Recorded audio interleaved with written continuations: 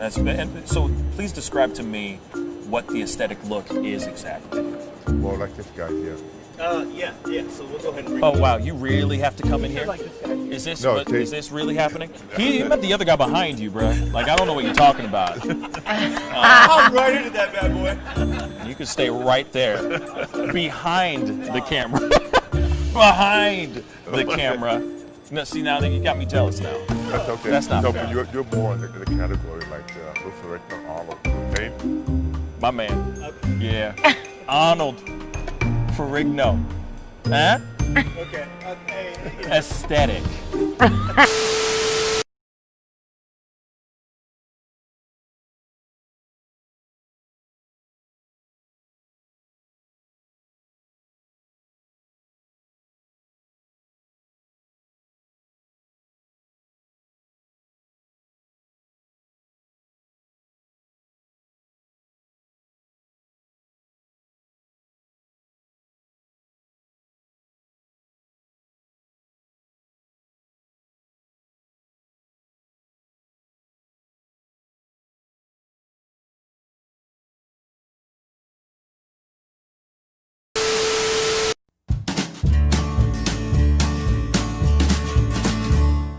That's great, partner.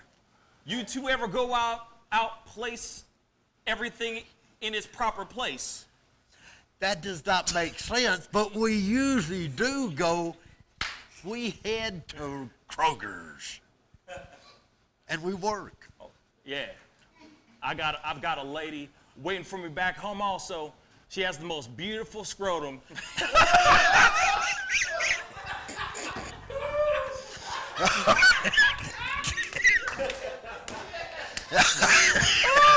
Oh, God. And when she sings, she sounds just like a puppy dog.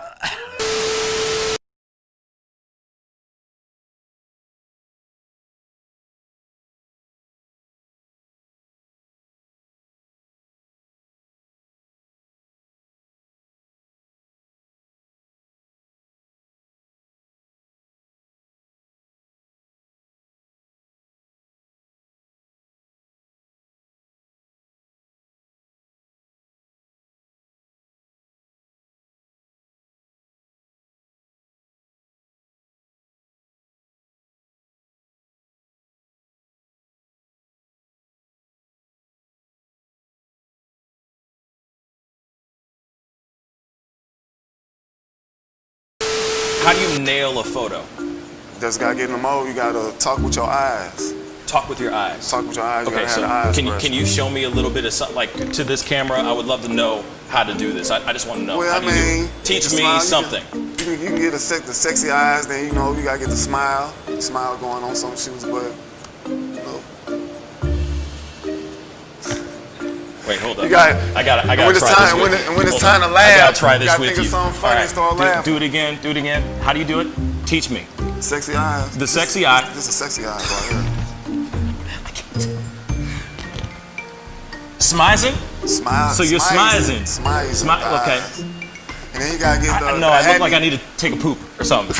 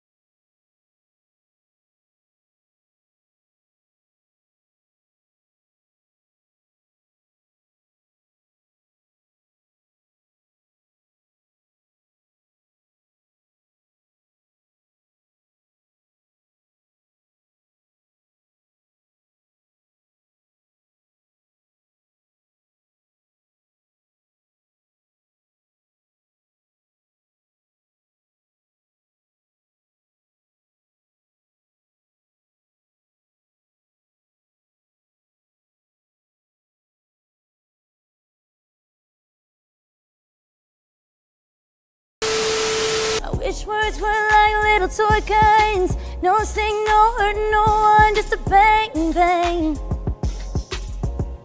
Right? Is that it? Yeah, it's something like that. Just a bang, Toy bang, guns. rolling off your tongue. Toy guns. It's no smoke, no Bang, bang. bullets. Water guns. All right.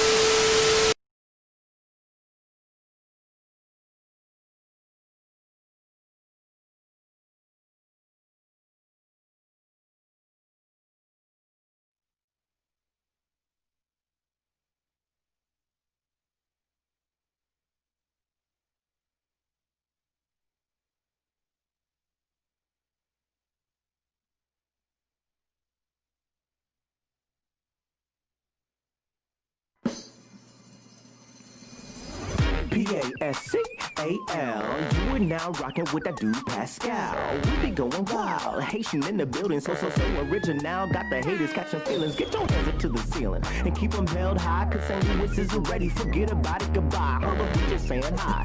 Find somebody, rise up. Weekdays, catch us live. Somebody, let's go. Good morning, everybody, and welcome to the Pascal Show.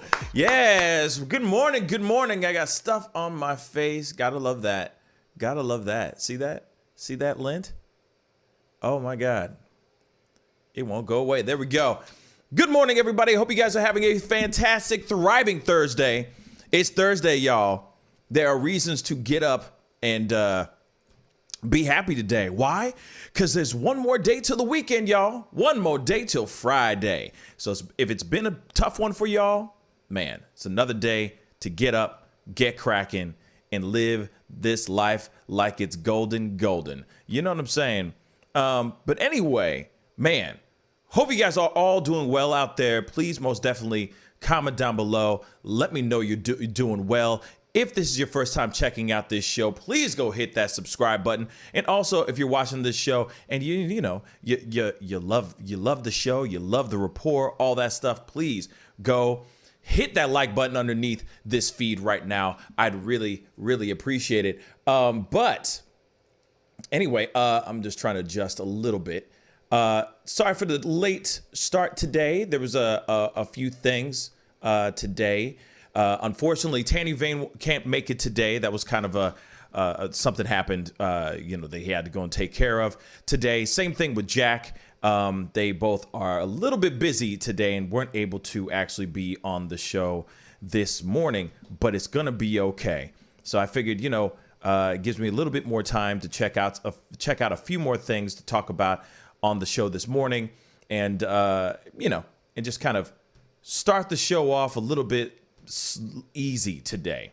But anyway, if you're enjoying the show, having a good time, hit that like button down below. We're going to jump right into this here very, very soon. For those of y'all who are just tuning in that did not know about like what has been going on, why I've been off camera and haven't been doing any type of content lately. I was out of town. I was in LA. I had an exclusive interview with the one and only LeVar Ball. And I got to tell you, it was something to remember.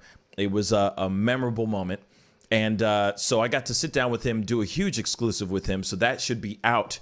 That interview will be out live Friday morning.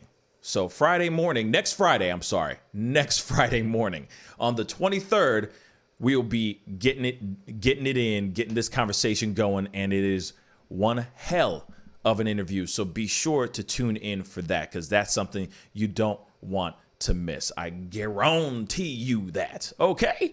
But first off, we got to go off into these the fires. There's some fires going on in Cameron Peak in Colorado. It is the largest in its state's history. So I just wanted to say huge. I'm just sending out a lot of prayers out to the people who might be living in that area, around that area. There is a huge, large fire out there at Cameron Peak in Colorado. I don't know if Tanny Vane lives close to that or not, but hopefully he is okay and he is not in harm's way. Because that's just terrible. That's just terrible news. Also today at 10 o'clock, I am going to be interviewing somebody very, very special, Jayla Rowe. She has her own her own makeup line, cosmetic line called Sugar and Spice. We're going to be talking to her. It just dropped yesterday, so I'm really excited to talk to her about her makeup line, what it's like to get into that type of business, how she got into it. So we will be talking with her at 10 a.m. Central Standard Time. So I'm excited to rap with her about that. She's really, really great, and she's got a lot of insight. So it's going to be really cool to chop it up with her. So if you're ever interested in wondering how the hell do they do this? How do they get into makeup? How do you do makeup? How do you pick out palettes and all that stuff? You most definitely want to listen and take a watch. Take a chance to get your eyes on this episode in this interview, because it's going to be really, really great. Anyway, moving on. Something that I'm very excited about. Man, there's been 2 good things that have happened in the last 2 days, and I'm so excited about it. And it all has to do with entertainment. For me, I was really worried. I was really, really worried about entertainment. I was worried about Hollywood. I was worried about them making content, and if they are going to make content, and what are they going to do, because everything's been shut down. We've all been locked up. Like, it's been bad, yo. It's been bad. So I was really worried about this thing, real talk. And then all of a sudden, yesterday we had Dexter reviving. They're doing a revival of Dexter's show, one final season, I guess. That's going to be premiering on Showtime, which I'm super excited about. And if you haven't heard how excited I am, go and check out yesterday's show, because I definitely went in on how excited I am about it. But this is some new stuff. So if you are a fan of the Scream franchise, Neve Campbell has said that she is going to be back. And guess what? Another installment of Scream. So the 5th installment of Scream, yes, I said it, Scream 5, will be coming out. And she is back to play Sydney again. Sydney Prescott. She'll be reprising her final girl role for the upcoming Scream 5, which has already begun filming and is scheduled to arrive in 2022. So in a brand new interview, Campbell was asked about her return and revealed her excitement before seeing her co-stars, her shock at still being covered in blood all these years later, and how the filmmakers behind the new version were able to convince her to return after the passing of director Wes Craven. That's right, he did pass away a little while ago. And of course, how do you bring that back? Will you be able to get that same type of vibe again, right? So she says, "Oh, you guys, I'm 47. I'm going to be covered in blood. I'm excited to get back to it. I'm excited to see Courtney Cox, David Arquette. I'm excited to see this young new cast. I'm excited to work with these new directors. I had been apprehensive because our incredible director, Wes Craven, passed away, and I wasn't sure about doing a film without him. But the new directors came to me with this beautiful letter saying they've become directors and love film because of these films and because of Wes. And I really want to be true to the story and to his story and his journey with these films. So I'm really happy to hear that. So here it is. Of course, Courtney Cox, Arquette, who, of course, there's the Dewey Hicks, Deputy Dewey, and all the characters that were a part of this movie in the original, the first Scream, will be back in this new version of Scream, in this 5th installment of Scream. And apparently there's a bunch of other people that are coming in as well, like Jack Quaid from The Boys. And if you haven't seen The Boys on Amazon Prime, y'all need to go see that show. That is some unbelievable stuff. I ain't gonna lie. It is unbelievable. I love it to death. It is a very, very good show. It's crazy. Left turns all day long. You just don't know where it's going to go. It is dope as hell. So you got to check it out. The Boys, y'all. Trust me, you'll thank me later. It is insane. And it's all about superheroes, but like superheroes with a twist. And that's all I'm going to say. Go check it out. Jack Quaid is in that show, and he does a really good job. I didn't even know, excuse me, I didn't even know that he was Dennis Quaid's son until, I mean, you look at him, you're like, man, he looks really familiar. Why does he look really familiar? And then you look at his name, and you're like, oh, there you go. There you go. He's a Quaid. There you go. So I'm very excited at the fact that I'm really excited that that there's going to be another installment of Scream 5, because I thought Scream 4 kind of sucked. Excuse me. I thought Scream 4 sucked big time. I didn't like it at all. So, it was like, it's all right. It's all right. You know what I'm saying? Like, of course, they're trying to take a little bit of the first movie and bring it back on the fourth movie and all that. But to me, they could do a little bit better. I'm hoping that Scream 5 is crazy. And of course, I keep wondering, is Sydney ever going to die? Will she ever die? That's the other question. Does she ever die? You know what I mean? And maybe in the 5th installment, that's when they do that. Maybe they finally finish it. Maybe it's the final Scream. Because remember, Scream 3, we thought it was done. So we'll see about that. I don't know. Excuse me, I got all this stuff in my throat. So, also, the directors of Ready or Not, and if you haven't seen Ready or Not, you need to go see that movie, because that movie was dope as hell. You know, for a horror flick kind of thing, it was really, really good. Matt Olpin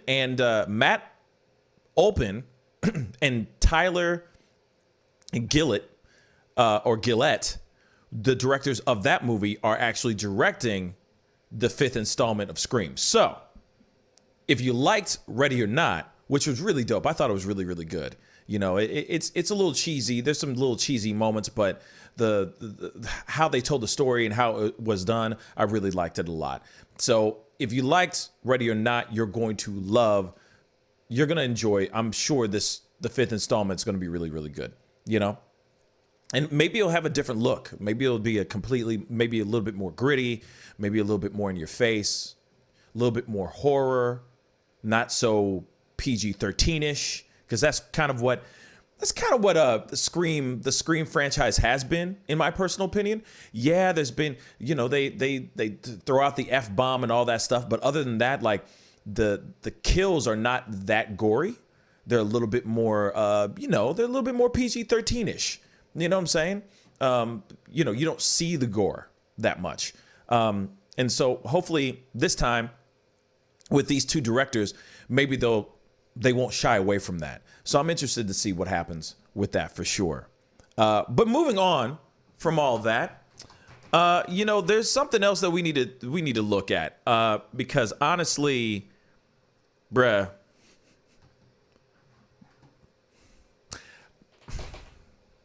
okay, yesterday was Kanye West, right? Yesterday was Kanye West. And this has nothing to do with politics. This is still in the entertainment world. I'm sorry. We're going to dive into this for 1 second. And I promise you we'll be talking about the town hall meeting that's going on tomorrow night, or tonight.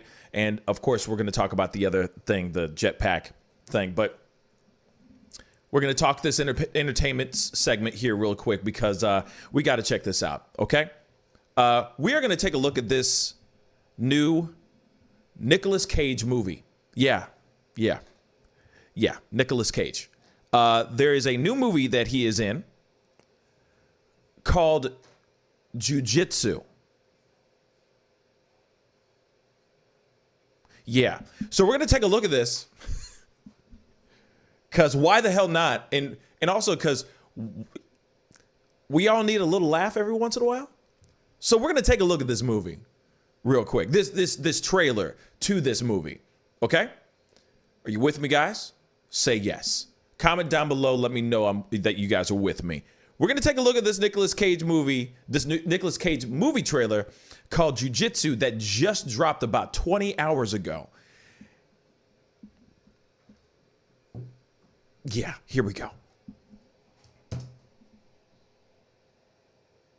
You know what I don't understand? How the hell are you still alive?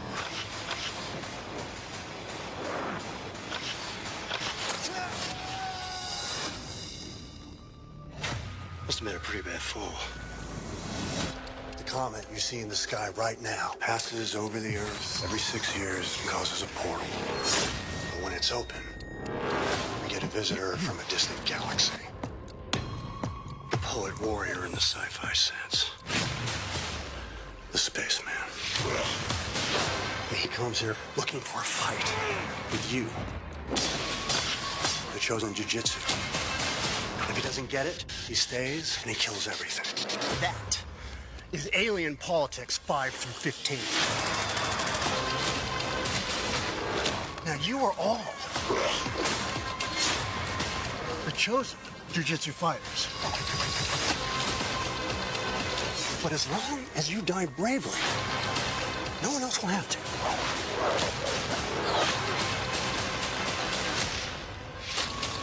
Tony Jaa. He's crazy. Bruh. Like me. Like me.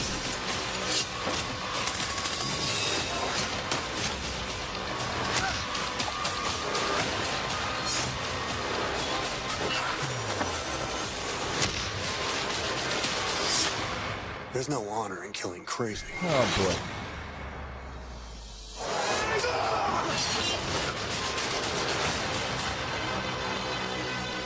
I can fly too.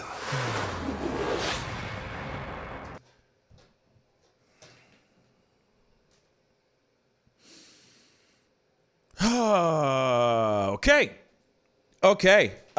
Here it is, y'all. Here it is. It is official. It's been official a long time, but we're going to make it more official now. It is official that any movie that Nicolas Cage can star in, he's going to say yes. It's a fact. It is proven. It is proven. I love that the movie's called Jiu-Jitsu, and I don't see any Jiu-Jitsu in the movie. There's not one moment of Jiu-Jitsu in that movie. You got crazy talented martial artists and talented actors too that are in this movie, and not one of them is doing jiu-jitsu.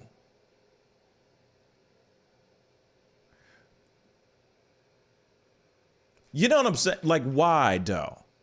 And then, you got to love Nicolas Cage's, wig work. Whoever's paying him, whoever he's paying to do his wig work, man, I don't know. I understand that he was in dire straits financially a few years back, but you don't need to be riding this train of anything you can do, I'm going to do. Any movie that you can just throw me in and give me my asking price, I'm going to do. Man, he used to be so good. You know what I'm saying? He used to have so many good movies. And now,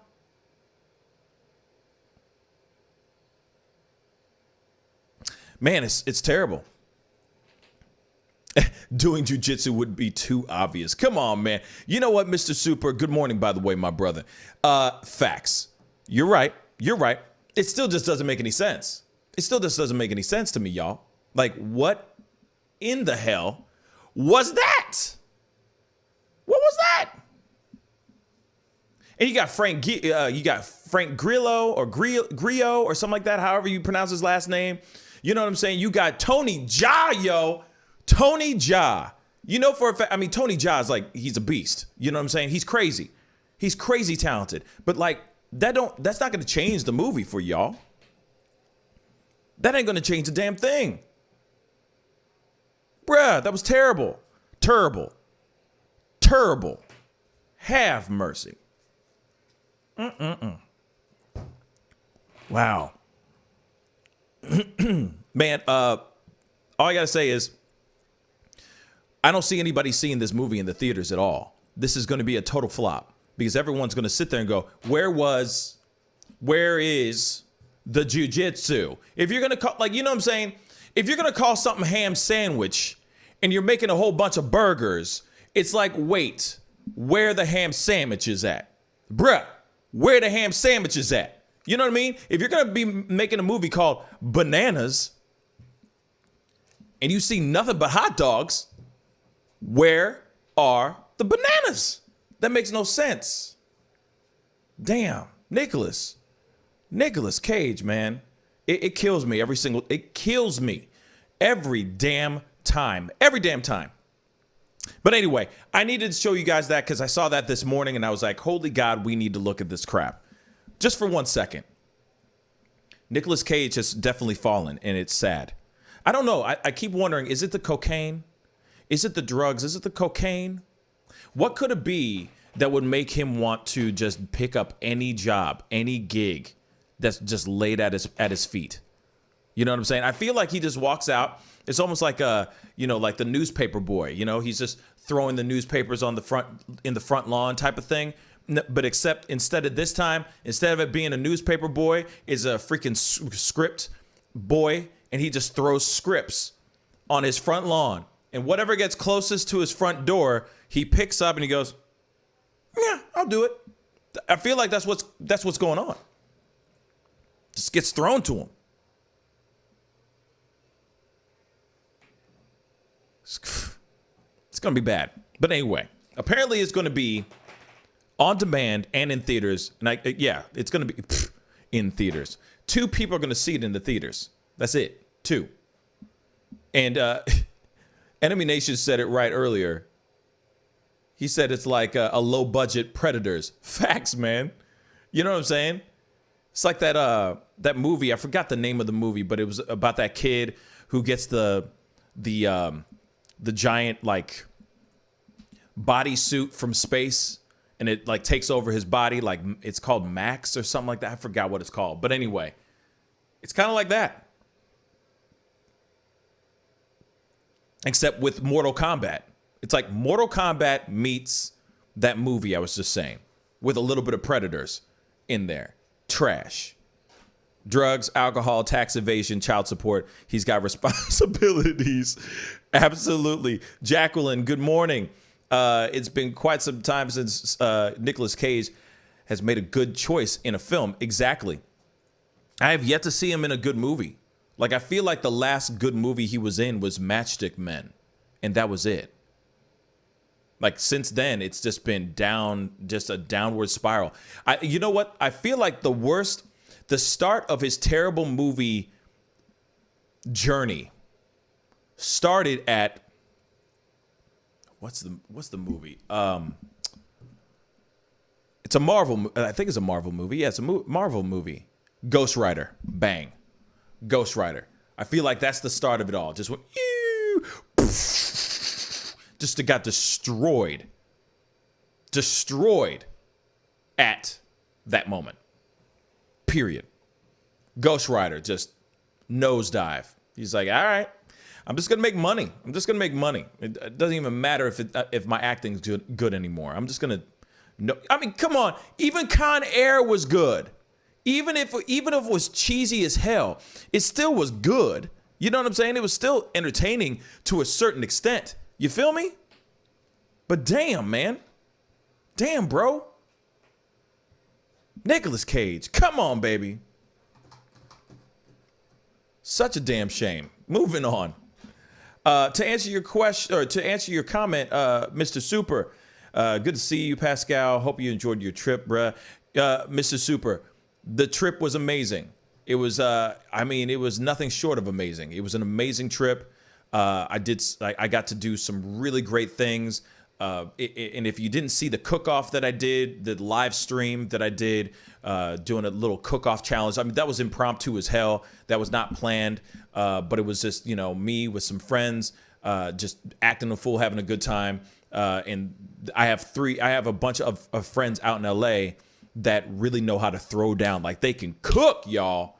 They can cook. So they were like, hey, why don't we do a little cook-off challenge? Why don't we just do this for fun? And I said, sure, let's do it. Let's do this. And then we did. Next thing you know, we are doing this cook-off randomly. And it was a great time. It was a great time. We cooked some really good stuff. We had a really good time.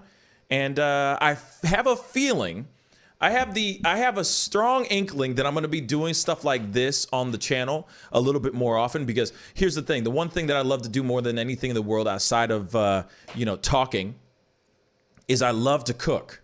I really love cooking. I'm not sitting here saying that I'm like some gourmet, like Michelin star cook, chef or anything, but I really do enjoy it a lot. It's a lot of fun for me, especially when it's just like, when I cook for friends, when I cook for people, that's the enjoyment. I like to cook for people. And I got some friends that like to cook too. So they just said, hey, let's do this challenge, and we did it. So I have a feeling that I'm going to be doing stuff like that a little bit more often on this channel, where I'm just going to do like a random challenge or a random cook-off challenge type thing with other people who like to cook as well, stream it live and just have some fun with it. You know what I'm saying? But a little bit more, with a little bit more production behind it. You know what I'm saying? Where it looks good and it's, not super Hollywood or anything, but just something fun and entertaining. And we can still talk trash to each other, but keep it fun and keep it competitive, but fun all at the same time. So that's something I'm working on right now as we speak. So, I want to transcend the channel a little bit. Man, I would love to cook a Haitian dish. That's that's a really good idea. Thank you. That's a great idea, Mr. Super. Actually, it would be fun speaking of Haitian dishes, it'd be fun to do a challenge against my mom, because my mom throws down like a mug.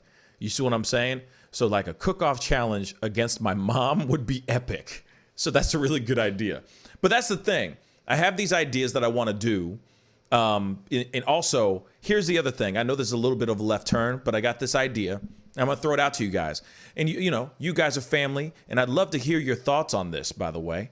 And this is still in the challenge world. What if there was a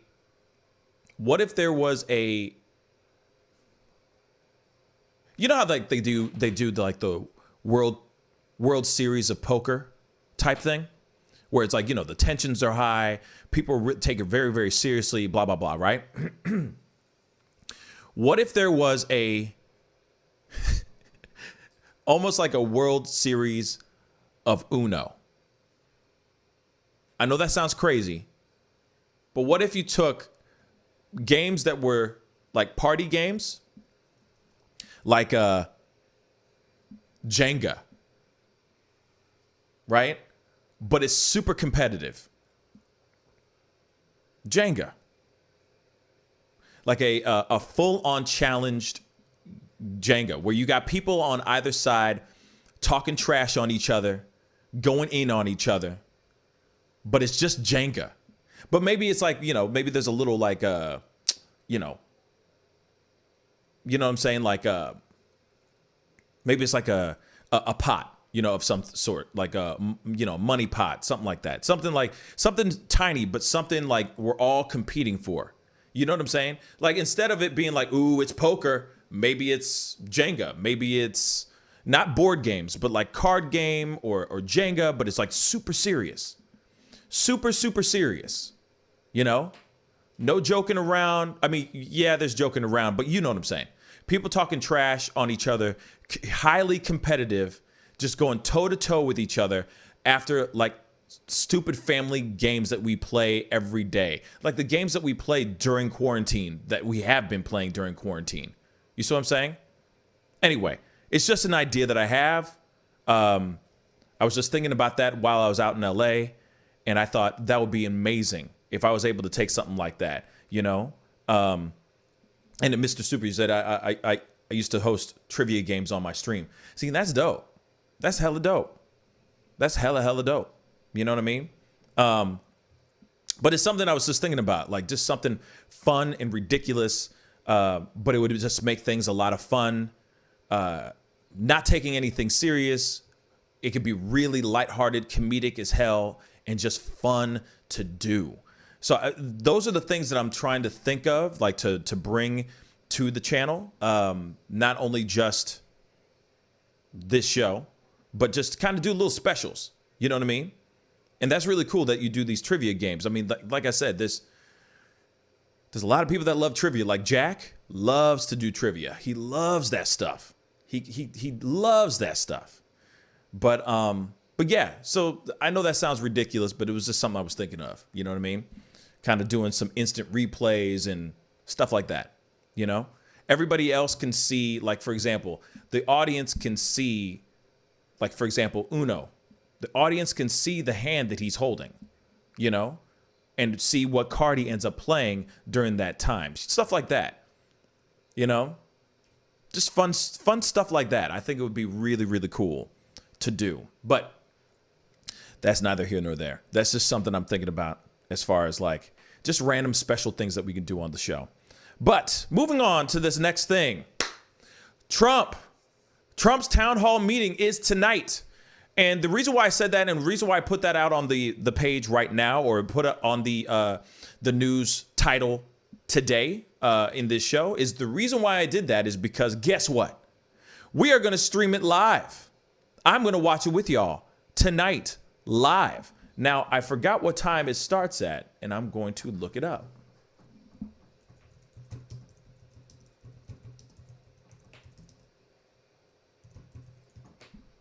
Let's see. So it's at, okay. So it's 7 p.m. Oh, perfect. Perfect. So when I go live at 7 p.m. Central Standard Time, his town hall meeting starts at 7 p.m. Central Standard Time. So that's great freaking news, man. So I will be watching Trump's town hall meeting tonight at 7 p.m. Central Standard Time. I'll be watching it. We're going to watch it together. And guess what we're going to do afterwards? We're going to do some call-ins. We're going to chop it up. We're going to talk about this town hall meeting and see how he does. Because here's the thing.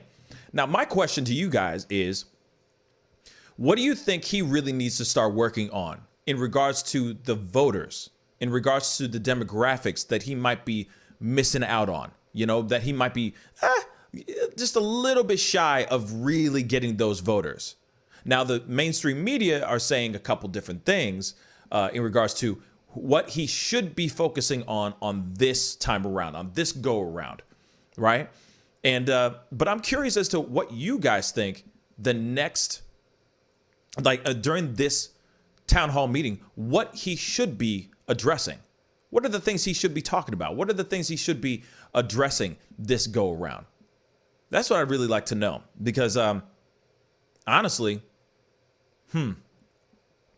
to me, I feel like he really does need to, like, the mainstream media said something about the, let's see, suburban demographic he's lacking right now, because a lot of them are very upset about how he has approached the pandemic and how they feel like he could have done things better or different. This is not my opinion. This is what apparently mainstream media has been putting out there. And then they also said the elderly as well, the older demographic apparently as well. They're upset with him about how he has not been holding it down for them during this pandemic as well. So I think that he's going to be addressing a lot of those things tonight, given the fact that they're not doing debates right now. So Trump is doing his town hall meeting instead of a debate, because he refused to do the virtual meeting. So that's also very, very interesting as well. So definitely comment down below and let me know what you think in regards to what do you think he's going to address during this town hall meeting? I'd love to know about that. You know what I'm saying? But we do have somebody very, very special coming on here very, very shortly. Be sure to tune on. It is Jayla Rowe of Jayla Rowe Cosmetics. She's going to be on to talk about her new line called Sugar and Spice. I'm excited about talking with her. She's a very, very talented individual. She's really great, man. She's really great at what she does, man. And I'm really excited to have her come on. So we do have Jayla Rowe of Jayla Rowe Cosmetics coming on to the show. So stay tuned. We will be right back. This is the Pascal Show. Bye. Homeowners and property managers, if you're looking for effective and humane ways to remove wild animals and deal with the damage that they have caused, we have good news for you. Introducing Wildlife Command Center, a professional nuisance wildlife management company specializing in providing animal removal for residential, industrial, and commercial clients. We are the only wildlife company that checks 70 different areas on a structure to determine the answers to the following questions. Exactly which animal are we dealing with? How is the animal getting inside the home? What kind of damage is the animal doing to the structure? Once we get the answers to all of these questions, we develop and write up an action plan to resolve the animal issue completely and provide a quote to implement that action plan. We perform a very in-depth 70-point wildlife inspection. From visually inspecting the highest point, the chimney, to physically crawling inside the attic space and looking for animals, chewed wires, fecal matter, chewed structural wood. We inspect everything. Our inspection process covers all of the following 70 points: animal-proof chimney cap, roof ridge vents, roof to soffit junctions, dormer fascia, attic gable vents, gutter lines, fascia trim, garage door, utility penetrations, water, gas, electric, and cable, bathroom vents, attic roof ridge vents, attic electrical, wiring, junctions, boxes, and lighting, concrete decks, additions, wooden crawl spaces, basement plumbing, penetrations, ceiling, floor, and wall. Wildlife Command Center's mission is to deliver the finest quality wildlife removal and pest control service that is safe for the environment. For more information, call us now.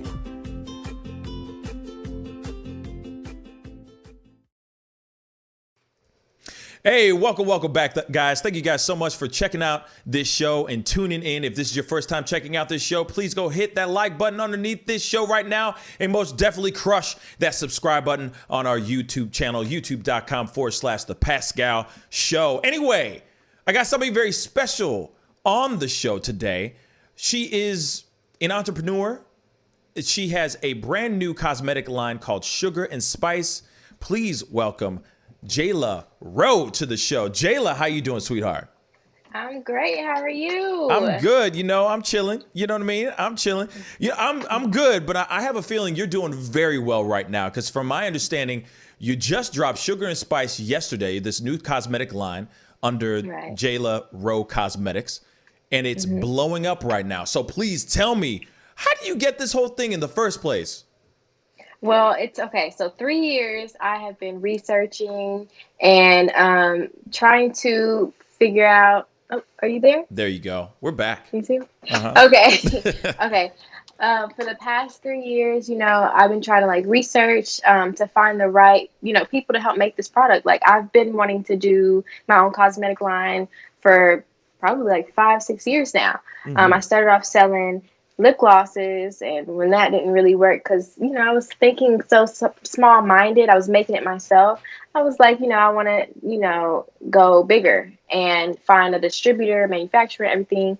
So I ended up finding one. They let me take full control of everything I wanted to do, like as far as the logo, picking out the colors and the arrangements and everything.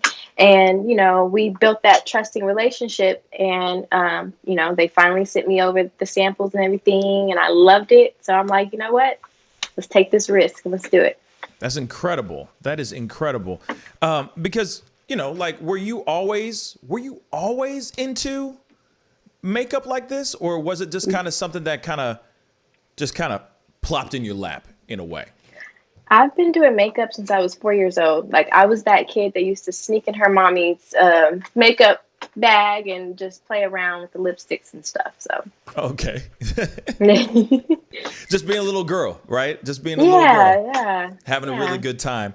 So because I tell everybody a little bit of your background, right? Because I understand that you're doing this makeup line, that you're getting into cosmetics, but what were you doing before you got into cosmetics? Okay, so I'm originally from Arkansas. I just, I've been doing like modeling since 2016. I started off with my modeling career in Arkansas with, the local photographers in the area. And about 2 years ago, that's when I moved out here and I really wanted to take my modeling career serious. And, I couldn't afford, makeup artists and hairdressers and stuff. So, I actually went to school for that. And then once I moved out here, I started doing my own hair, my own makeup, and pushing my modeling career from the ground up. So, and then once I wanted to do this cosmetic line, that helped me even more put modeling and a business together. Mm-hmm. I want to, create it all into one. So. Yeah, I get that. So what's the hardest thing about doing that? What's the biggest challenge of trying to marriage everything together? Yeah, well, okay, as far as the business perspective, it's like marketing and putting yourself out there. Because, in LA, everybody is doing what I'm trying to do, especially the modeling. Right. And, now we're in the year of let's create a business. So everybody is creating a business. But for me, I had to figure out like what's going to make me different so that I can market myself different. If I'm just like the next person, it's going to be an oversaturated industry. Right. So I focus more on how to differentiate myself from everyone else. Yeah. So do you mind elaborating on that? Like, how do you make yourself stand out, in a highly saturated market? How do you stand out? What's the trick? Right. So my style is different. I incorporate art into my style, whether it's my fashion, my hair, my makeup. So because I'm different, like as far as like, my style, I'm like, okay, well, what do I want in this palette? I like fun colors. Like I like to have like fun, literally. Like I like my pinks, my blues, vibrant colors that most people do not like. And that's not like used a lot, but I also wanted to incorporate like, the natural colors, like the browns and stuff like that. So of course, having your basics for the people who, keep it traditional and only want to do like simple eyes, but also if you want to like step out for the weekend and go out, you have those fun colors too. And a lot of people aren't doing that yet, especially in my age range. That's true. That is very, very true. So then, like, especially with black skin, what is the biggest challenge when it comes to figuring out the right palette or the right kind of color scheme, the right kind of foundations and all that for black skin? Well, for so many years before, makeup became this big thing, it's been so hard to find like the right shade, for black skin, like the foundations would make, I know you've seen like the early 90s makeup, their skin was like ashy. So I definitely wanted to make sure that, and, eyeshadows too, I definitely wanted to make sure that it doesn't come off like that chalky kind of eyeshadow. And a lot of eyeshadow palettes, they don't cater to black skin. And a lot of the colors won't show up because, we have that darker skin. So I'm like, my colors have to be pigmented. They have to be vibrant. so that they can show up on black skin.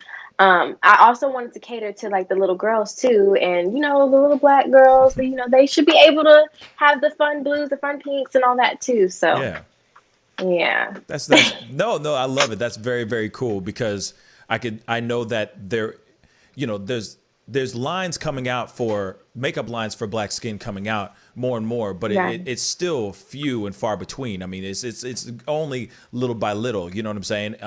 So I can see it being really tough for that little black girl to find something that they can really enjoy, and really embrace and hopefully grow up with. Because from my understanding, I mean, I'm not, I don't use makeup, but I know that. If you find a line that you like, you stick with it for hopefully forever. So it's really important that there are more people like you out there that are doing stuff like that for black women, because we don't have that much in regards to those good quality products that are out there that are good for the skin, and make it look, make it poppin', you know what I mean? That's dope. What is it? Beat to the gods. You know what I'm saying? Yes. So it's tough. It's tough sometimes to find that kind of stuff, from my understanding.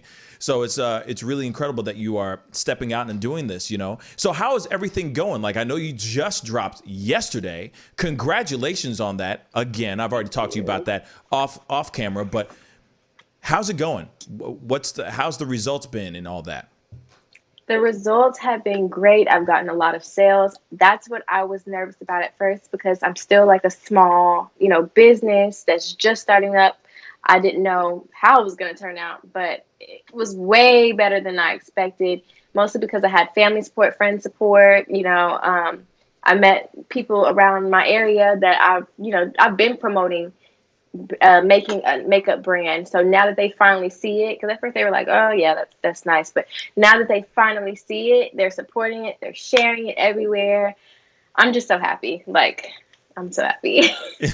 Yeah, I'm excited for you. I'm really, really excited for you, because this is a brand new endeavor that it's a new endeavor for you. You know what I mean? But real quick, what was it like when you okay, so you said, yeah, let's do this makeup line, let's do this. What was the process like? How were you finding the colors and all that? You know what I'm saying?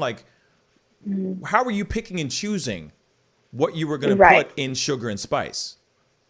Well, first I came up with the name. That was the first thing that I wanted. I'm like, I want Sugar and Spice, everything nice. That's what girls are made of. I wanted to empower women with my palette. Yeah. So with that being said, I built on top of Sugar and Spice. I wanted to do certain colors that look like seasons, like the fall kind of holiday season kind of thing. Yeah. And food seasonings, of course.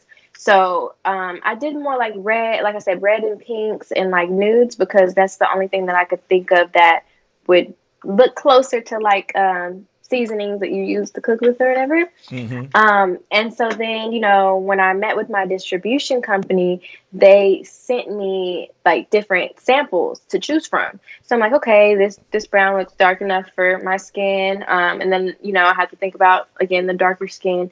And then I saw the reds and the pinks, and I'm like, okay, so this is vibrant. I want to choose that one. And then after I chose all the colors, then I came up with the cool names like paprika, cumin, literally the seasons. And then it just went from there. Nice. So you have Sugar and Spice and Everything Nice. Mm-hmm. What about Everything Nice? Is there anything? Are you gonna be putting out another line called Everything Nice? You know what? I am thinking of getting some lip glosses to add to this collection. So, stay tuned. I might end up doing that. I like that. So please tell everybody where they can find your makeup line, your cosmetic line. Okay, you can go to www.shopjayla.com, or you can follow me on Instagram at shopjaylarc. Shopjaylarc. That is right? So definitely, guys, you guys need to go and check out her products, her cosmetic line. Sugar and Spice is out now. It is available. It is on sale right now. Where can they go one more time? www.shopjaylarc.com. www.shopjayla.com. There it is, www.shopjayla.com. We'll be right back. Please go check her out. Jayla Rowe Cosmetics, all right? We will be right back. This is The Pascal Show. Bye.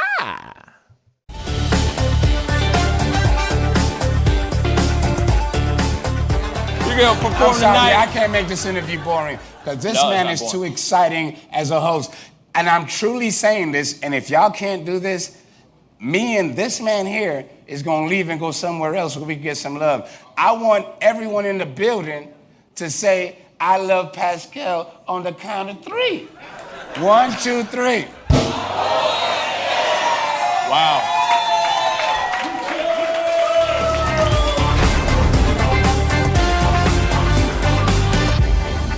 Homeowners and property managers, if you're looking for effective and humane ways to remove wild animals and deal with the damage that they have caused, we have good news for you. Introducing Wildlife Command Center.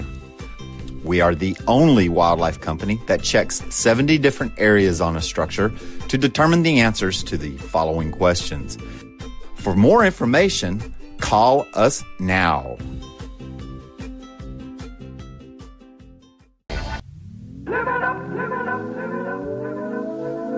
The Fur and Leather Center, providing the highest of fur and leather goods.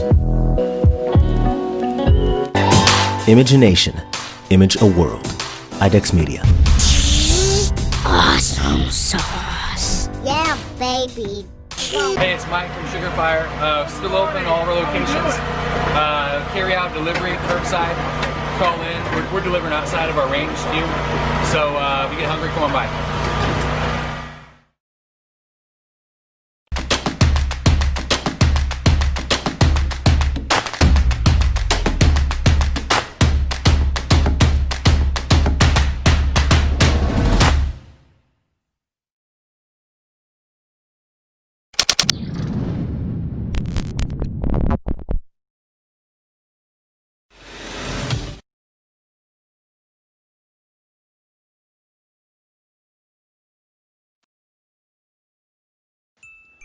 Homeowners and property managers, if you're looking for effective and humane ways to remove wild animals and deal with the damage that they have caused, we have good news for you.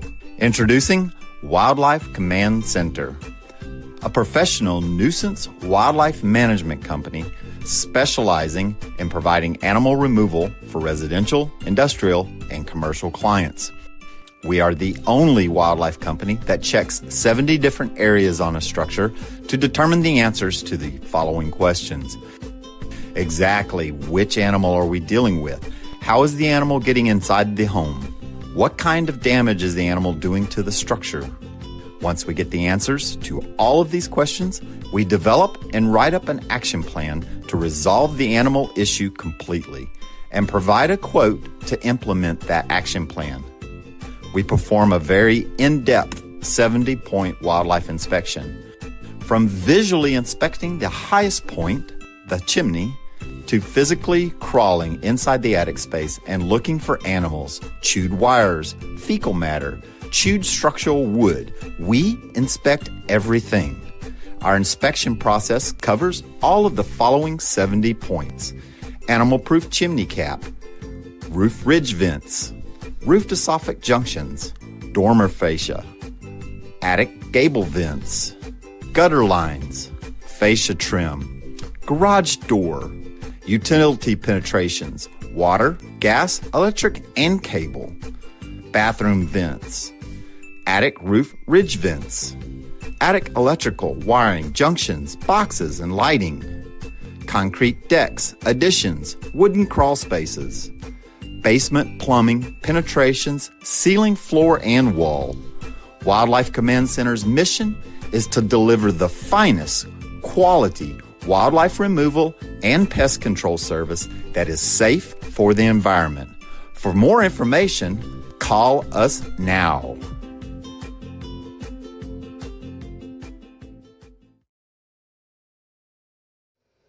All right, welcome back, guys. Thank you guys so much for tuning in and checking out this show.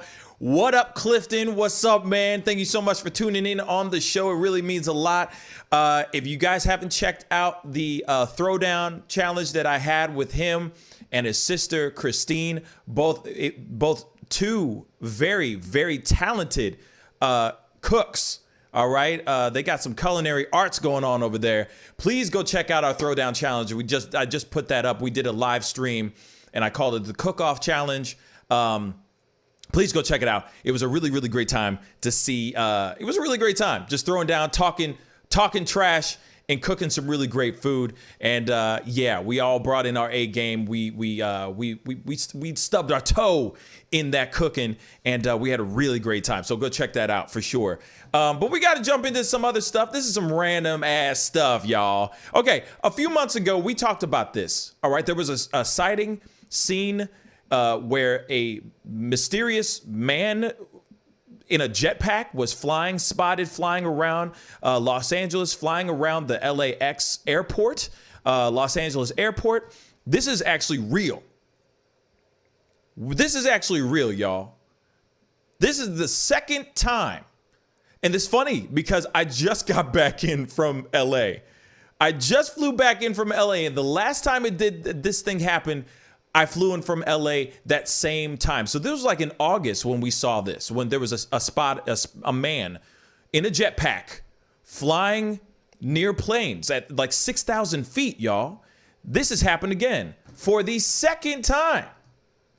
A man has been spotted. We're going to check out this thing because this is weird, y'all. Come and check this out. Unfortunately, we just don't have the answer. Can't tell you, as you reported, the FAA confirms to Fox 11 that at 1:45, a China Airlines flight crew radioed Southern California approach control in Palmdale that they saw what appeared to be a man in a jetpack suit flying at about 6,000 feet, about 7 miles or 10 miles northwest of LAX. We've condensed a few minutes of air traffic control audio into this. We just saw the flying object at the 6,000. MC006 Heavy, can you say that one more time, please? We just saw the flying object, like a flight suit jet passing by at 6,000. A flying object, was it a UAV or was it a jetpack? Like a jetpack, too shiny, too fast. Wow. MX-215 Heavy, there was a jetpack reported about 13 miles ahead. There was a jetpack reported about 7 miles west of you. There's no way you can go and check that out, can you? Affirmative. Now, that was air traffic control, I believe, asking an airborne asset of the Santa Monica Police Department to try to check out the reports. So far, we do not know what the source of that sighting was.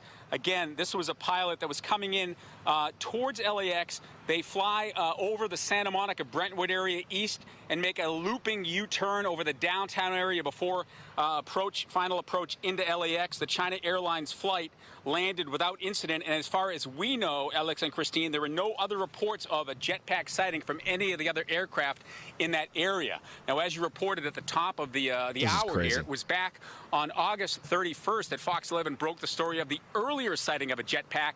This was much lower, about 3,000 feet, about 10 miles east of LAX, over the Hawthorne area. This is what that pilot reported. It was American Airlines.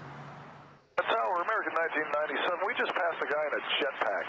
American 1997, okay. Thank you. Were they up there? Crazy. Left side or right side? Off the left side, maybe 300 yards or so, about our altitude.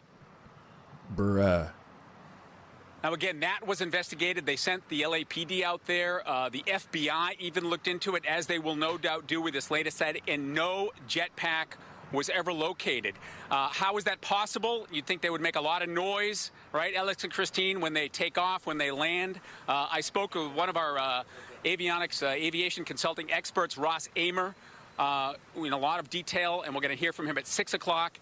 He gives the pilots the benefit of the doubt, yet there's no independent confirmation of what they say they saw. So this person would potentially fly over millions of people, but apparently nobody on the ground saw this, and none of the passengers on the plane saw it, right? Just this pilot? That's right, and that was similar to what we saw in the early report back at the end of August, although on that occasion there were actually two separate flight crews that reported seeing this. But again, you know what a jetpack looks like. It's essentially a rocket engine on your back. makes a lot of noise. It's a huge spectacle. And with everybody having a cell phone these days, it's hard to imagine someone could take off and land one of those things and not be seen by anyone else, right? All right, Phil, thanks. And of course, that footage we had is some old footage, so you saw what one looked like. Man, ain't that crazy? Ain't that some crazy stuff, y'all? That's nuts. That's real. There are people out here flying with jetpacks by the airport. Okay, first off, who's dumb enough to try to fly near the airport? Period. Who's dumb enough to try to do that? You know what I'm saying? Like, I'm waiting for a moment to, here it is. Y'all already know that I don't like flying. I'm not a big fan of flying. I hate that ish, okay? I hate flying. Last thing I want to be doing, real talk, last thing I want to be doing is peering out the window and seeing a man flying right next to me. Nah. I ain't about that life. And I'm waiting for the moment that we hear some tragic story because some idiot decides to fly a little bit too close to an engine, get sucked into that engine, and all of a sudden that plane goes down because some idiot wanted to fly 6,000 feet near LAX. Who does that? Who does that? How, who in their right mind would, there are so many other places you could go and fly your aircraft or your, you know what I mean? Your solo aircraft all by itself. You can go fly somewhere else and you're not going to be anywhere near planes. You know what I'm saying? Why fly near the airport unless you're trying to get seen? Literally. Unless you're trying to get seen. But like I said, wait for that moment when somebody does something stupid, flies a little bit too close. It's like Icarus. You know what I'm saying? Instead of it being the sun, you're getting a little bit too close to to an airplane. And then all of a sudden, you cause something catastrophic. Come on, y'all. We need to think, whoever's flying these things, I get it. You know, you're getting your Evel Knievel on. You know what I'm saying? You're getting a little you're doing your what's and what's. You know what I'm saying? I feel you. But at the same time, though, you can still live on the edge. You know what I mean? Somewhere else, y'all. Nowhere. You shouldn't be flying near the damn airport in the first place, man. It's stupid. It's cool that they're creating something like that. That's cool. That's exciting. That's interesting, you know? But at the same time, you shouldn't be doing that. You know what I'm saying? You shouldn't be doing that, y'all. We need to think outside, whoever's being responsible flying out like that, you need to be a little bit more responsible with your actions, because at the same time, like I said, something crazy could happen. Something really catastrophic could happen. And it's about thinking, it's about using your brain. Because I understand that we got a modern day Iron Man, a real life Iron Man flying around out there doing his thing. But at the same time, man, that could get really nasty, y'all. That could get really, really, really nasty. That is terrible. I am not about that life, y'all. Real talk. I am not about that life.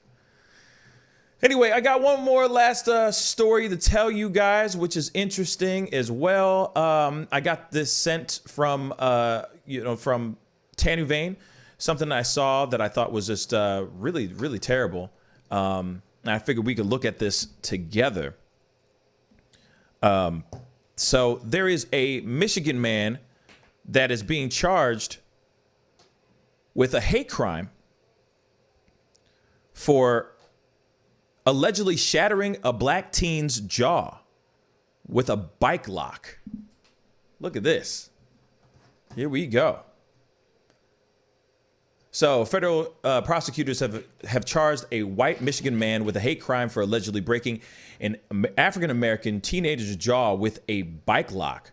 Prosecutors charged Lee Mowat, I think it's a Mowat, 42, with breaking bones in teenager's face with a bike lock after engaging in intense confrontation with him and his friends. According to the complaint, the U.S. District Court In the U.S. District Court for the Eastern District of Michigan, Mowat confronted the teen, referred to in the documents as DF.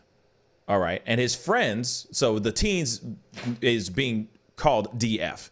And his friends on June 6th at a state park in Monroe County, Michigan, he repeatedly yelled racial slurs and said that African Americans had no right to use the public beach where the incident occurred. N-words, as he said, N-words don't belong on this beach, according to the complaint.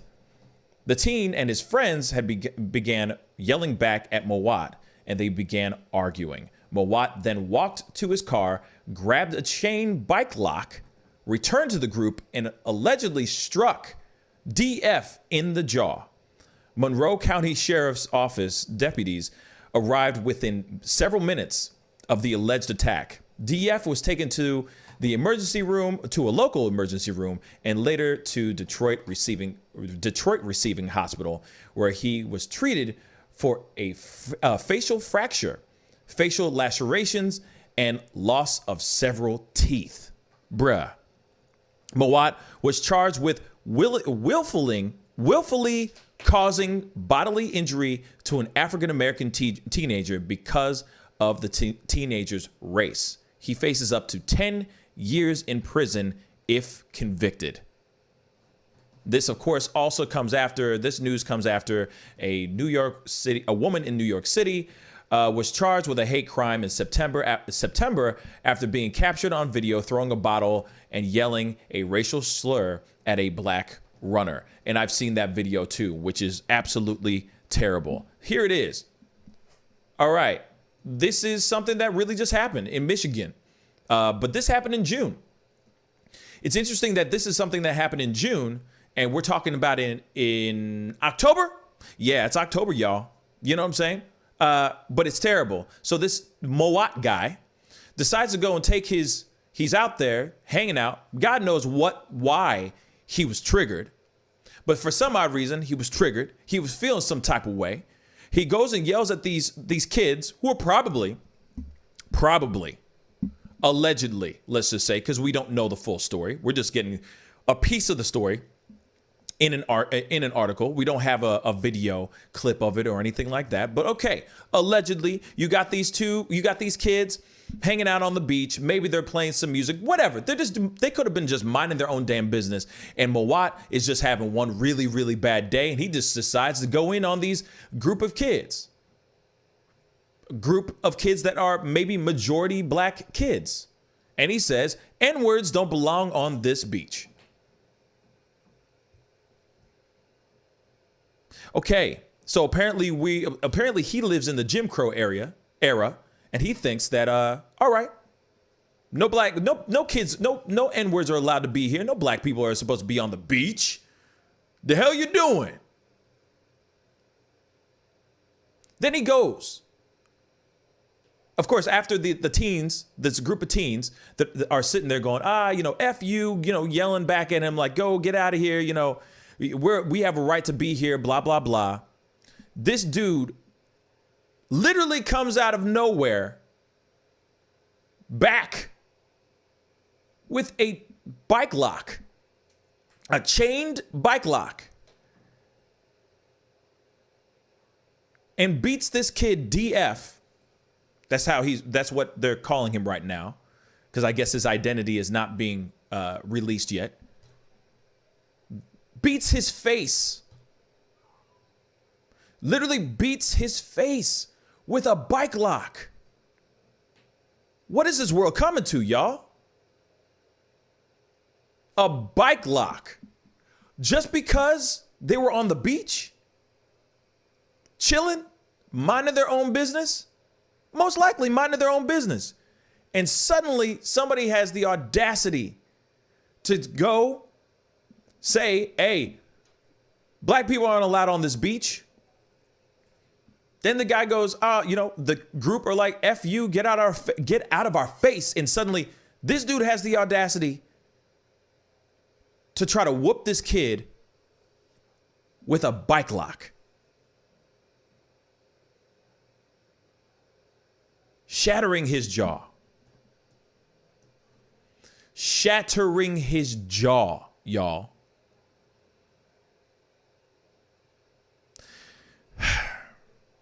This is the craziness. This is the world, allegedly, this is the world that we live in now. You know? This ain't the freaks come out at night. The freaks come out every single day now. All day, 24/7. It doesn't even matter. There are people that feel emboldened out there, that feel like they can go out there because of certain things that are going on in this world, certain things that are in this, that are running this country, certain people that are running this country. They suddenly feel like, oh, I'm emboldened. I can say whatever I want. My white privilege is my white privilege, and I'm going to put it out there for everyone to hear. These kids were probably doing nothing wrong, hanging out, minding their own damn business. And suddenly you got a dude that's coming out, sitting there beating a kid with a bike lock. And all he's getting is, what was it he's getting? He's getting charged with, and I've never heard of this kind of charge before, but he's being charged with willfully causing bodily injury to an African-American teenager because of the teenager's race. That's the newest charge I've ever heard before. Willfully causing bodily injury to an African-American teenager because of the teenager's race. That's what he's being charged with. He beat the kid's face with a... he beat the kid's face with a bike lock, y'all.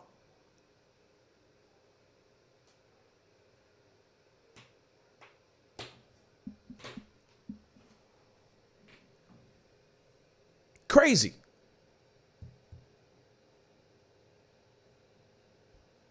What's funny is that, okay, this is being told in an article, but you don't hear these stories. You don't hear this story on the news. They're not talking about this stuff.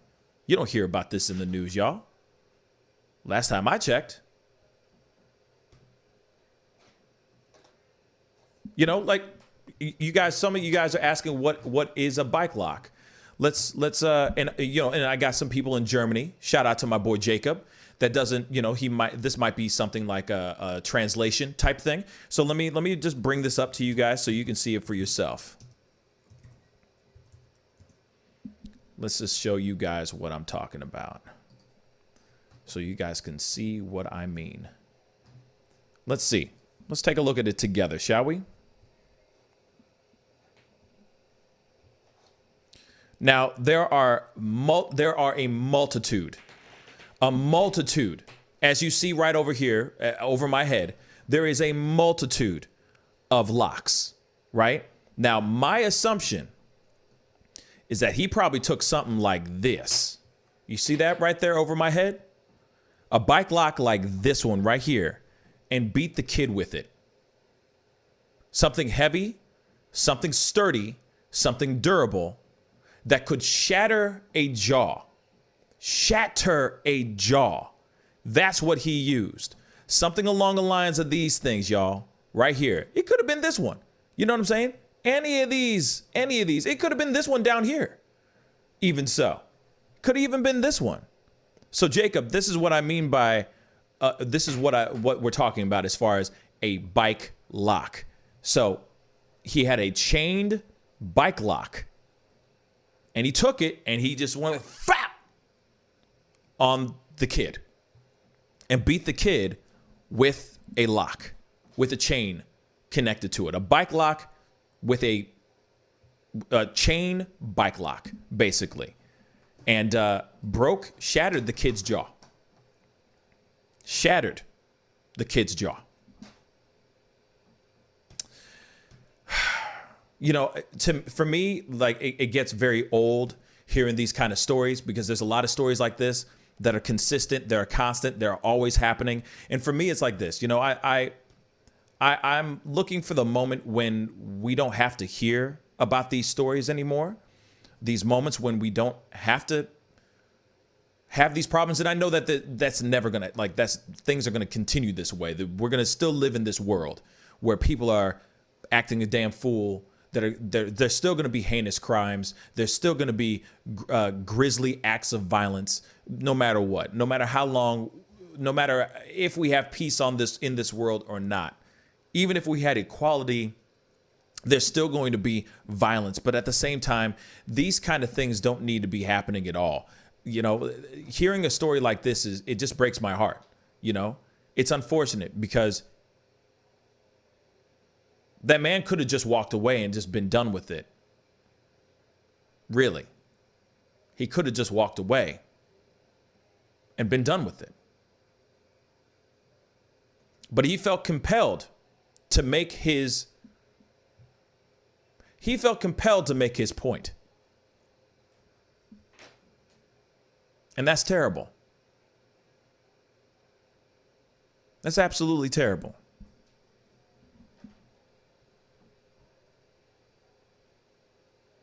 He felt compelled to make his choice, make his point by going into his car and grabbing a bike lock and then beating a kid with it. And all he's getting is willfully causing harm to a teenager because of a teenager's race. I feel like he should be getting charged a little bit harsher. His charge should be much harsher than just that. But that's just me. That's just my own opinion. I'm telling y'all, I'm sure his bail was nothing big too, so I'm sure he's out already. But I wouldn't be surprised if somebody came up to his door, ding dong, and beat his ass with a bike lock too. That's a damn shame, y'all. But Nikki, yes, Jack is not with us today. He will be on with us the next time we are on live, or on the next show. I don't know if I'm going to be doing a show Friday morning. I'm still on the fence about that because I still got a lot of stuff to take care of and pick up and all that stuff. I just landed Wednesday morning and I still haven't had a chance to really unpack, take care of some certain things and get myself adjusted back at home. So I might be taking Friday for a chance to do exactly that.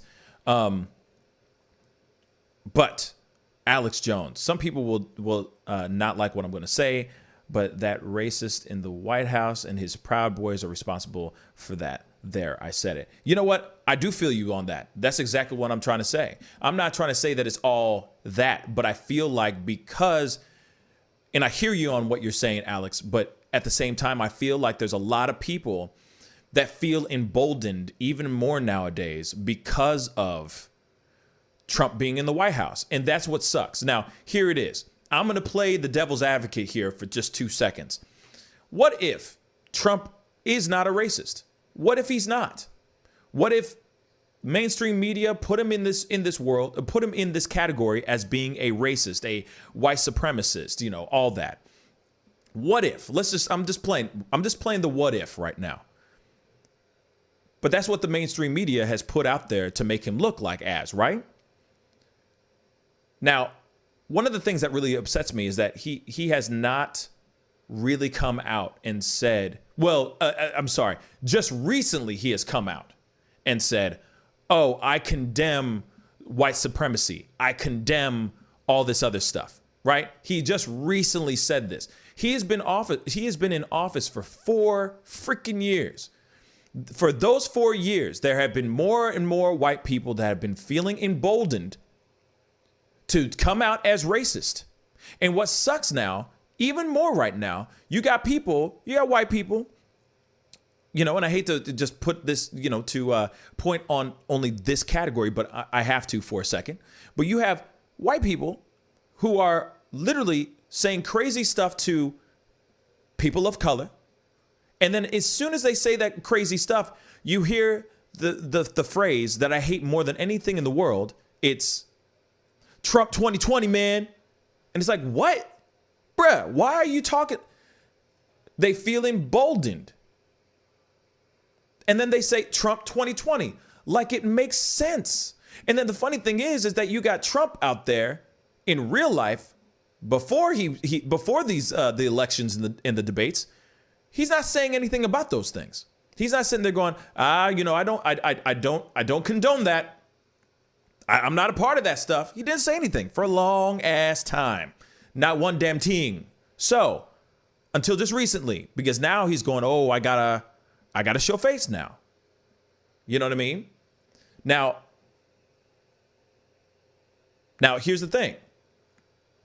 If that is, but like I said, playing devil's advocate for just a second, Now he said he's come out, he has recently condemned the stuff, but then you got these people that are still feeling emboldened because they still see him representing a specific thing. And that's tragic.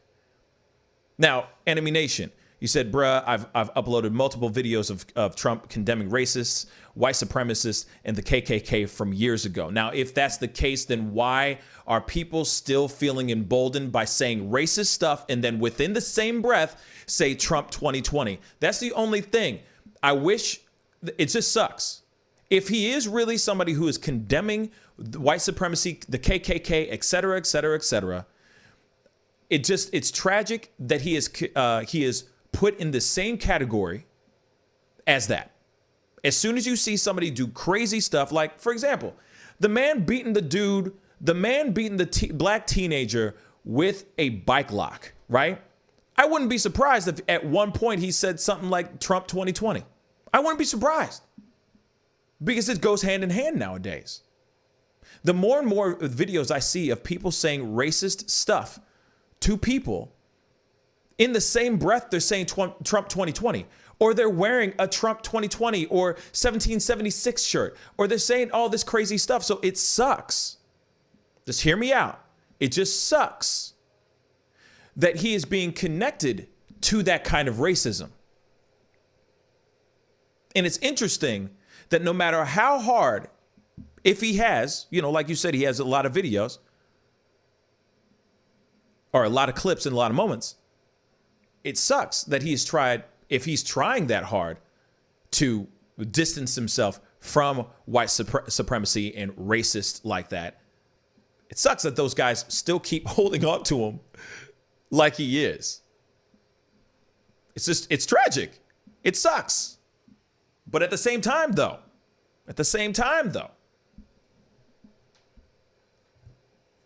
no matter if he is or if he is not, if he's condoning or condemning, he is still, unfortunately, connected to that stuff. And that's the one thing I would love for him to address a little bit more in this town hall meeting that he's going to be doing tonight, which we are going to watch live. I want you guys to know we will be watching it live because I want to hear what he has to say. The last town hall meeting he had, I'm going to be real, I think he did a really good job. He addressed the things he needed to address. He said what he had to say, and I'm not a Trump supporter. I am not one that supports Trump. You know what I'm saying? But I'll sit here and go, okay, he handled himself very well. There was a lot of good questions that he put out there or that were thrown at him, and he handled them fairly well. He answered them fairly well. I will give credit where credit is due. You know what I mean?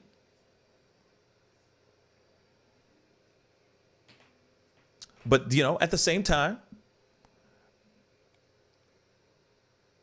he just signed an. Okay, but here it is, Enemy Nation, because I'm looking at your thing. Thank you so much for the comment, Enemy, because I didn't know that he said that. But that was last month, yo. Do you know at first he was calling BLM a terrorist group before he even called KKK a terrorist group, a terrorist organization. He just did that last month. You just said that. If that is really what happened, he signed an executive order designating the KKK as a terrorist organization last month. That was last month, though. He had all this time. That crazy incident that happened, that tragic incident that happened in Charlottesville, where he's sitting there going, good people on both sides, good people on both sides, tremendous people on both sides. He had so many opportunities to say something then, to sign an executive order designating them as a terrorist organization back then too, but he did not. He just did this last month. From what I'm reading from what you just commented. So at the same time, it's kind of like, why are we sitting here saying he you know what I'm saying? He was quick to call BLM a terrorist group, like, bow. And everybody else and their mama who is a fan or a supporter of Trump has quickly gone, oh, well, now BLM is a terrorist group. Just last month, he signed that order, which is great. That's great freaking news. I'm happy about it. Yay. Big, huge 2 thumbs up. I give him 2 thumbs up on that, man. I give him huge thumbs up for doing that. Finally. Finally, though. But here it is.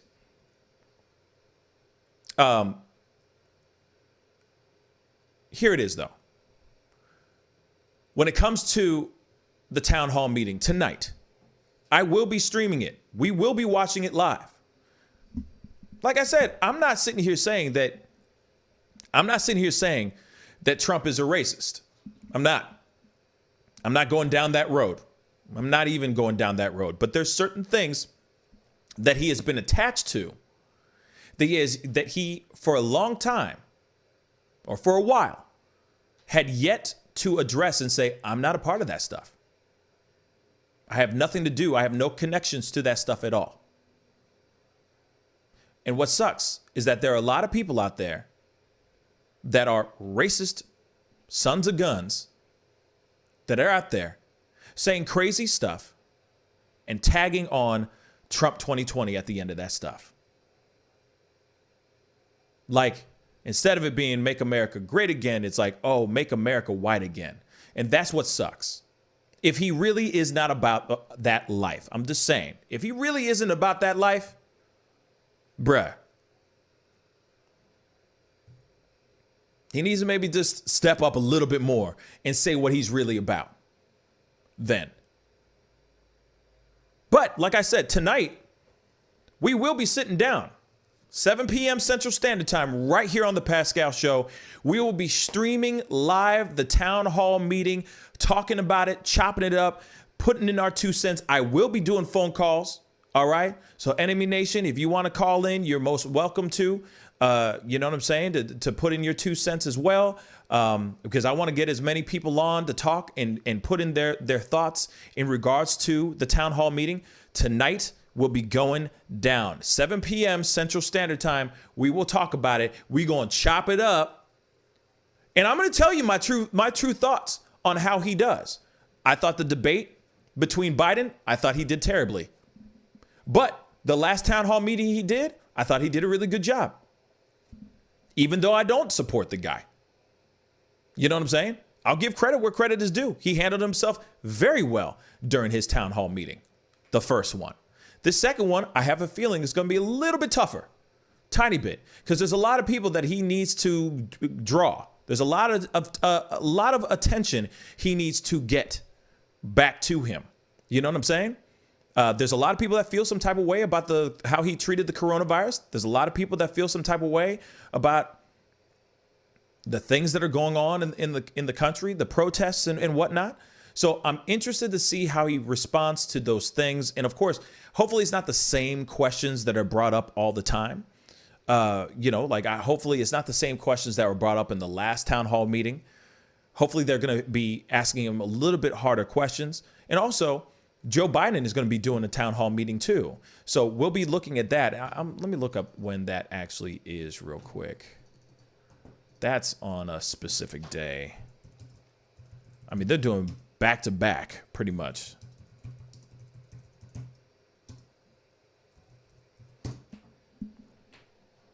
Let's see.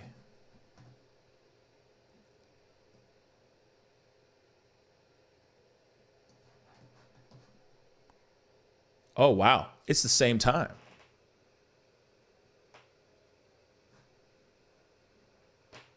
Dang. Okay. So he'll be doing the That's crazy. Come on, yo.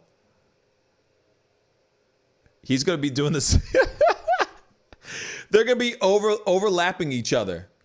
They're going to be overlapping each other. I'll check it out here in a second, Enemy Nation. They're going to be overlapping the same day. Oh my God. Okay. So we're going to be looking at both. I'm going to be, we might be hopping back and forth. Dang. That sucks, yo. That sucks. But I'm going to do my best to check it out, and have us see both.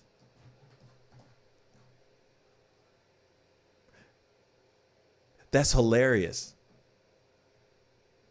Okay. So we'll be watching both.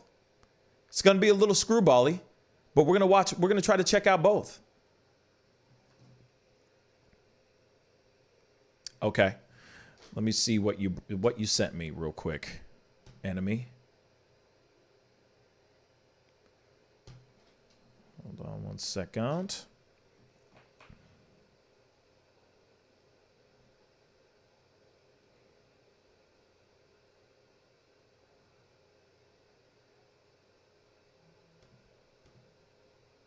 Okay.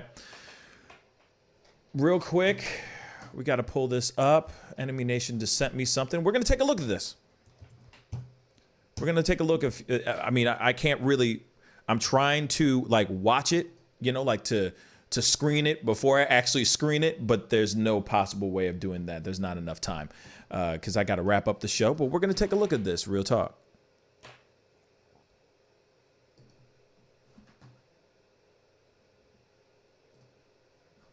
Okay, here we go. Let's take a look at this, y'all.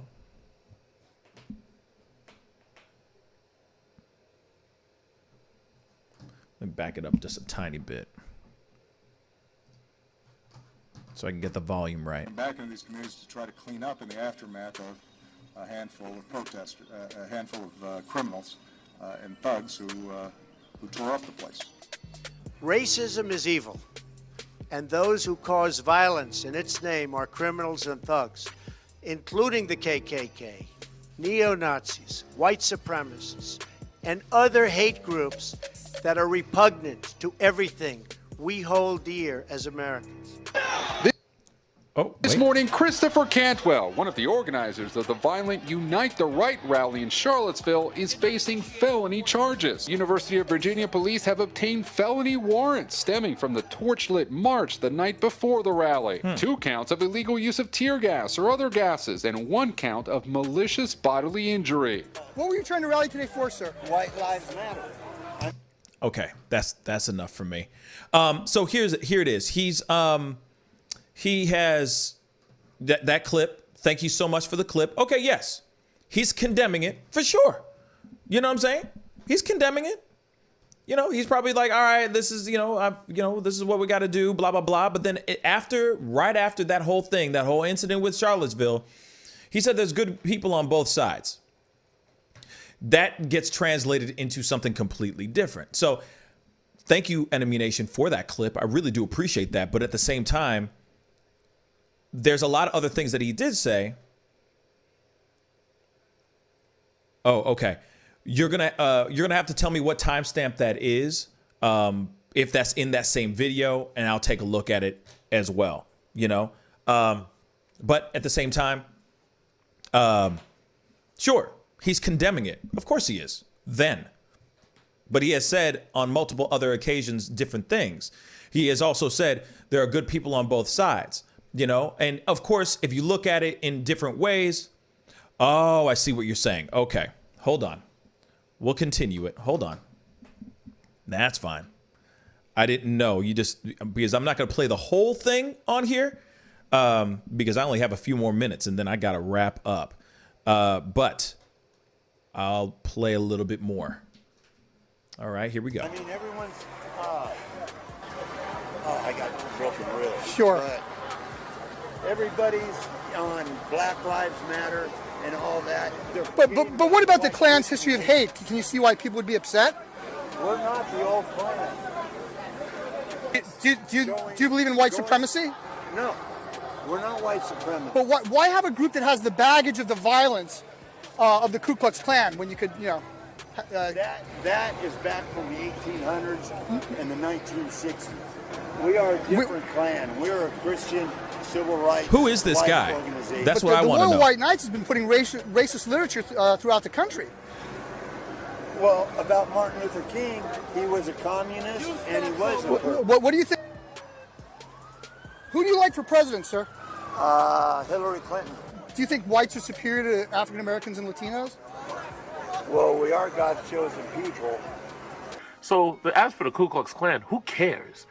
If the Ku Klux Klan right now said, yeah, we're going to scrape together some money and we're going to endorse a candidate just so we can gather enough hate in order to make our rolls grow bigger.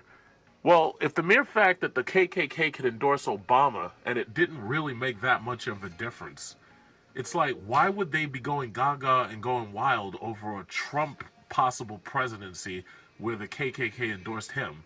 But they don't say anything about the fact that they also endorsed Hillary Clinton. You know, I'm sick and tired of having to argue with people, and it's obvious that they're being used. And it's obvious that they're just not smart enough to think outside the box. But then again, you know, critical thinking has been killed over the last couple of years. Now you're dealing with kids who are so dumb that they'd have to take off their shoes just to be able to count to 10. Okay, so here it is, though. Here it is. Thank you for the clip. Enemy Nation, thank you so much for the clip. Only thing I'll sit here and say is, and that is some interesting news. That is some very interesting news. I'll keep it real, but I'll say this on top of it. Anyone can endorse anybody if you really think about it. So and they could just literally throw their money towards anything just to make it seem like, to make a potential person look bad, right? So I guess you could click and drag this same thing I just said underneath the whole situation with Trump as well. But at the same time, you got that thing where Trump is now condemning white supremacists, the KKK, et cetera, et cetera. I have no idea who that person was that was being interviewed. You know, the guy with all the badges and all that stuff. I don't know who that was. Honest to God, I don't know who that was. If that's somebody who is super important in regards to the KKK or whatever, my bad. I just don't know who that person is. But at the same time, I keep thinking like, all right, if there is something really going on, like if the KKK really were supporting or endorsing Obama, that's interesting news. If they were really endorsing and supporting Hillary Clinton, that's very interesting news. The other thing, though, I would automatically wonder if Hillary and Obama know that they were being endorsed by said group. It could have been disguised as something else. Same thing with Trump. I'm not going to sit here and say that those rules don't apply to Trump at all. But I'm just putting those things as a benefit of the doubt. Now, those are good possibilities. It's interesting news. You know what I mean? It's interesting, and it's like something I want to dive into a little bit more so I can see those things myself. Because that's some interesting news. I'm not gonna lie. That's some interesting news, y'all. But I appreciate Enemy Nation for sending it to me. It's just a big. It's a lot. It's a lot to take in. And like I said, I want to look into it a little bit more so I can see what the heck is going on in regards to that. Now, Hillary is a whole other conversation in itself, which is she crazy and she's terrible. But her being endorsed by the KKK is interesting news. But you never know. The KKK could be endorsing all of them. All candidates. You just never know. So that's interesting. You thought David Duke endorsed Trump, Alex Jones. That's now here's the thing. I don't think that was David Duke. Hold on. David Duke. I want to make sure I'm not losing my mind. Hold on. Yeah, that's definitely not David Duke. Oh, wow. David Duke endorsed Tulsi Gabbard. That's interesting as well. And I wonder why. I really do wonder why. But anyway, sorry, guys, but I got to wrap this thing up. I appreciate the information. I appreciate the video, Enemy Nation. And like I said, I guess I'm going to be looking at both debates tonight. We're going to be hopping back and forth, checking out both debates. That's going to be crazy, y'all, because there's a lot to consume tonight. But we're going to try to check out as much as we can at the same damn time. So be sure to tune in tonight with me. We're going to be watching it. We're going to discuss after the debates, after the town hall meetings. And what sucks is that they're doing their town hall meetings at the same time. At the same time, I think that Trump's is supposed to be finishing an hour before Biden's, if I'm correct. So 7 p.m. Alex Jones, you asked a wonderful question. What time? What time, Pascal? Tonight at 7 p.m. Central Standard Time, I'll be checking this whole thing out. Yeah, we're going to have to look into it and see what the story is. And Enemy Nation, I will be looking at the entire video once I get done with the show today, just so I can see what you sent me. But at the same time, here it is.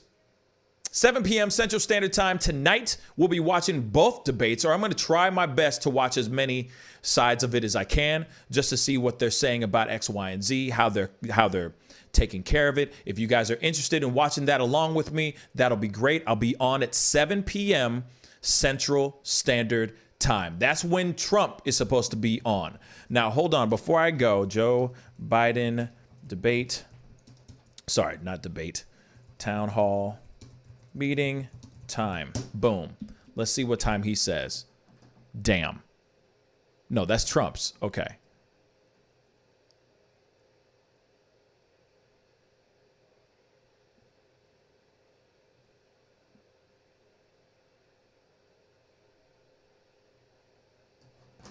Let's see. Bang. Let's see what time Biden's is at.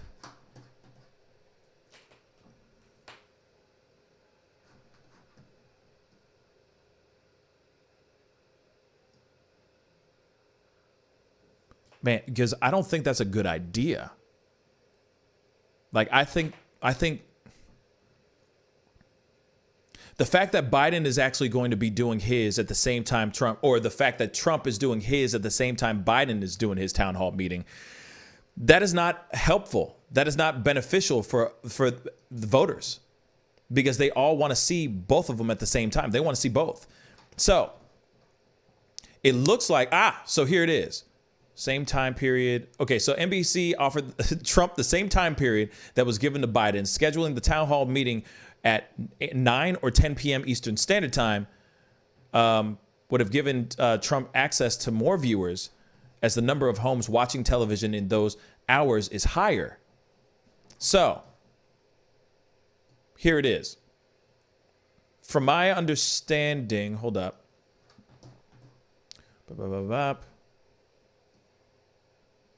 What time is his thing, man? Damn. Starting at 5 p.m. Pacific. Same thing. So 7 p.m. All of it starts at 7 p.m. Bruh, both of them doing the same thing is a bad idea. Billy Cassidy on Periscope. Yes, Cassidy. I am watching, or I am taking questions, so you can definitely ask a question for sure. So go ahead and comment down below, and I'll try to do it. Yes, Jacqueline, you're right. Biden had planned his first, and then Trump. You're absolutely right, enemy. You're absolutely right. Hold on.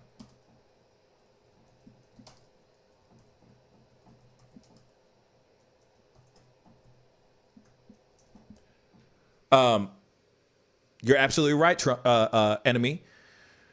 Trump is most definitely trolling Biden. Also, he's trying to show that he can get more viewers. I know for a fact. He's probably going, hey, I'm gonna go on live, same time. It's gonna be huge. It's gonna be huge. Watch. It's gonna be insane. So here it is, guys. Tonight, 7 p.m. Central Standard Time, we are going to try our damnedest to watch both. I'm going to try my damnedest to watch both. So if you're interested in watching both of them with me, I think that'll be interesting. Yep, Jacqueline, you're absolutely right. He said he heard about the, once he heard that the commission did not want to do a live in-person debate. They said, let's do a virtual debate. And he said, hail to the no, I'm not doing that. Biden was like, well, fine. I'm going to do a town hall meeting so that I can answer questions from the people. And they can, it might get a little bit, maybe get a few more viewers or maybe get a few more voters. Trump said, I'm going to do the same damn thing, baby. Watch me. And they're doing it like that. So tonight's going to be a very interesting thing. It's going to be a dual situation. It's going to be a dual town hall meeting that's going on at the same damn time at 7 p.m. Central Standard Time. We're going to try to watch both of them. It's going to be a very messed up. It's going to be a very messy type of live stream, live show, but we're going to watch it together, y'all. All right. So be sure to watch it with me. I will be on live at 7 p.m. Central Standard Time, and we're gonna knock it out. Billy Caston said, "What would it take to make someone in Trump's base even consider that he's a con man?" Ooh, you know what? I don't know. Honestly, I feel like Biden has his true believers, and I think Trump has his true believers as well. So I feel like it's going to be really hard for anyone at this point in Trump's base to look at him in a negative light. At least the team that he has now. He's gone through a lot of stuff. He fired a lot of stuff in the very beginning. He fired a lot of people. So I don't know. That's a very good question, Billy. I appreciate that comment on Periscope. Thank you, thank you, thank you. But anyway, I have got to go. Ducky Momo, what's up? Smiley face, what's up, man? Good morning. But it's time to wrap up the show. I appreciate everybody who tuned in, was able to comment and all that stuff. We're going to see the live town hall meetings, both of them that are going on tonight. I'm going to try to bounce back and forth. It's going to be interesting. So be sure to tune in. 7 p.m. Central Standard Time. It's going to be fun. And Nikki, thank you. She said, I will be here with you. Love to you, Pascal, and be safe. Glad you are back. Thank you so much. It's been it's like riding a bike. You get off of doing this for like a week and a half, and then suddenly you're like, oh boy, time to get back into it. I gotta, that kind of thing. But anyway, Clifton, thank you so much for checking out the show, man. Be sure to tune in tonight, Clifton. I would love to hear your thoughts in regards to this. I would love to hear your thoughts on this for sure, about this town hall meetings. I'm going to try to watch it 7 p.m. Central Standard Time. So I'll see you guys tonight. All right. Be good to yourselves. Be good to one another. And I'll see you guys tonight at 7 p.m. Central Standard Time to watch the messiest cluster F of town hall meetings at the same damn time. All right. I'll see you guys then. This is the Pascal Show. Bye.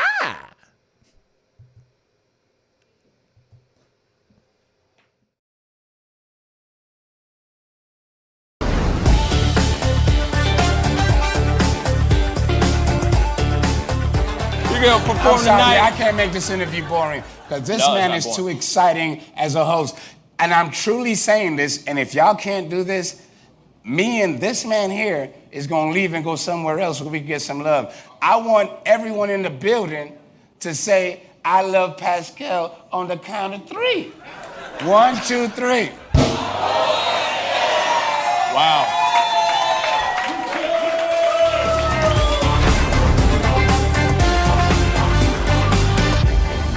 Homeowners and property managers, if you're looking for effective and humane ways to remove wild animals and deal with the damage that they have caused, we have good news for you. Introducing Wildlife Command Center. We are the only wildlife company that checks 70 different areas on a structure to determine the answers to the following questions. For more information, call us now.